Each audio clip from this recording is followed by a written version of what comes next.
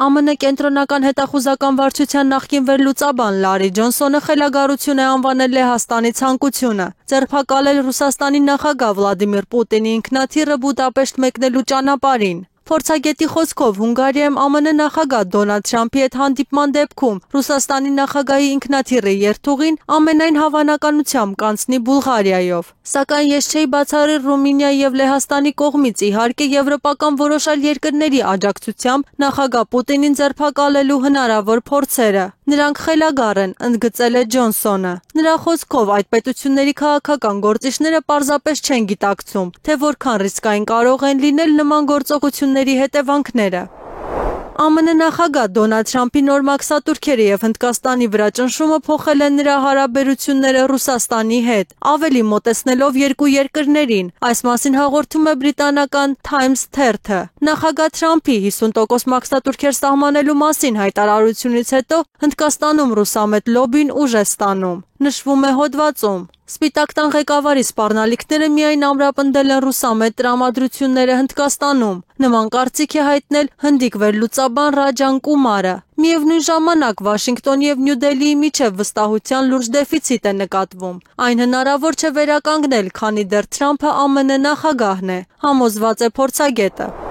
Արևմուտքը չպետք է փորձի Ռուսաստանի համբերությունը մշտական սադրանքներով։ Նման կարծիք է հայտնել ԱՄՆ կենտրոնական հետախուզական վարչության նախկին աշխատակից Սքոթ Ռիթերը։ Նրա խոսքով Ռուսաստանը միշտ խուսափել է էսկալացիայից։ Ռիթերը հստակեցրել է, որ էսկալացիան միշտ եղել է Ուկրաինայի ռազմավարությունը, քանզի Ուկրաինան փափագում է, որ ՆԱՏՕ-ն վերածվի հակամարտության լիարժեք մասնակցի։ Իսկ նրա կարծիքով Ռուսաստանը ոչինչ չի անում, ինչը կարող է նպաստել դրան։ Կենտրոնական հետախուզական վարչության նախկին աշխատակիցը կոչ է արել չմոռանալ Ռուսաստանի նախագահ Վլադիմիր Պուտինի նախազգուշացումը ԱՄՆ-ի հեռահար հրթիռներով երկրի տարածքին հարվածելու դեպքում կոշտ պատասխան տալու մասին։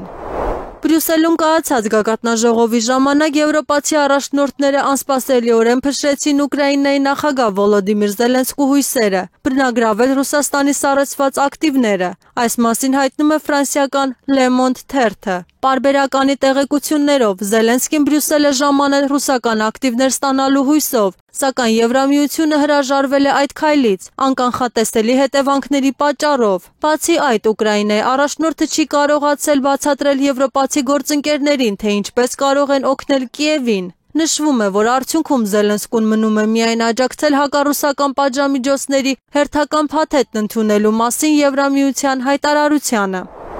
Եվրոպական էլիտաները Ուկրաինայում հակամարտության շարունակման միջոցով ցանկանում են թուլացնել Ռուսաստանին։ Նման տեսակետ է հայտնել Ռուսաստանի ԱԳՆ հատուկ հանձնարարություններով դեսպան Ռոդիոն Միրոշնիկը։